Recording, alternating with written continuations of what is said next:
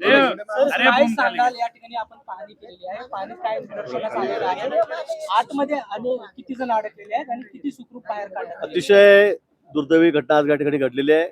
अतिवृष्टीमुळे गेल्या जवळपास 30-35 तासामध्ये जो 600 मिलीमीटर पाऊस बराची माहिती मिळाली त्या ठिकाणी झालेला आहे. आणि त्यामुळे कधी अपेक्षाही केली नसेल आपण, म्हणजे विचारही मनात आला नसेल अशा पद्धतीने या कचरा डेपोमध्ये सगळं पाणी शिरलं आणि त्यामुळे तो सगळा कचरा वाहून आला आणि एवढी मोठी इमारत जी पत्त्यासारखी त्या ठिकाणी खाली पडलेली आहे.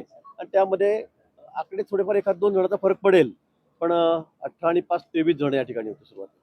त्यातले 5 जण सुखरूप इमारत पडताबरोबर ते बाहेर आले का ते वरच्या मजल्यावर होते. त्यांना थोडं खरचटलेलं आहे. 6 जणांना सगळ्या टीमने बाहेर काढलेलं आहे.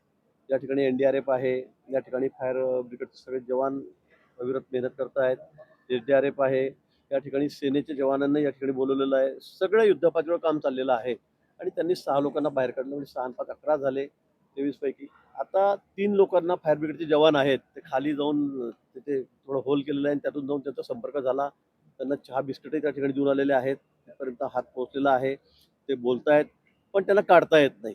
काढता येत नाही यासाठी की त्या ठिकाणी जो मलबा पडलेला आहे तो त्यांच्या पायावर आहे. बीम आहे तिथला या बांधकामाचा, बिल्डिंगचा, इमारतीचा, तो त्याच्या पायावर त्या ठिकाणी आहे. त्यामुळे त्यांनी सांगितलं की आमचा पाय हलत नाहीये, पायाला खूप दुखतंय आणि म्हणून ते काढता येत नाही त्या ठिकाणून. आणि म्हणून आता सगळा हा मलबा साफ करण्याचं काम त्या ठिकाणी चाललेलं आहे. म्हणजे अजून जवळपास 12 जण, म्हणजे त्यातले 3 जण कॉन्टॅक्टमध्ये आहेत. अजून खालून 3 ते 4 जण बोलतायत, आवाज त्यांचा येतोय, पण आपण अजून तिथपर्यंत आपण पोहोचलो नाही, म्हणजे आपल्याला ते दिसलेलं नाहीये. आणि म्हणून अशा पद्धतीने आता हे सगळं वॉर लेव्हलवर, युद्ध पातळीवर काम चाललेलं आहे. काही करून आता, कारण शेवटी तिथेही लिमिटेशन आहे. सगळ्या मशीन एकदम 5-7 लागू शकत नाही.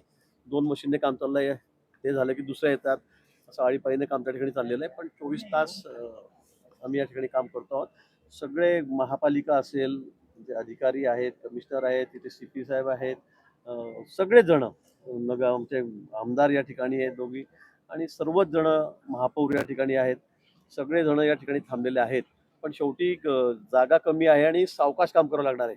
एखाद्या वेळेला JCB पोकल्यानंतर धक्का वगैरे लागला कुठे आणि इमारत पुन्हा खाली आली तर आतमध्ये आपल्याला एक माणसाचा जीव हा महत्त्वाचा आहे. आमचा प्रयत्न आहे की एकही कॅज्युअल्टी होणार नाही, कोणी याच्यामध्ये आपलं त्याला प्राण त्याचा गमवावा लागणार नाही, अशा पद्धतीने हे ऑपरेशन चाललेलं आहे. थोडा वेळ लागेल, सकाळपर्यंत चालेल, पण मला वाटतं की सगळे सुखरूप बाहेर येतील. सर, हिंदी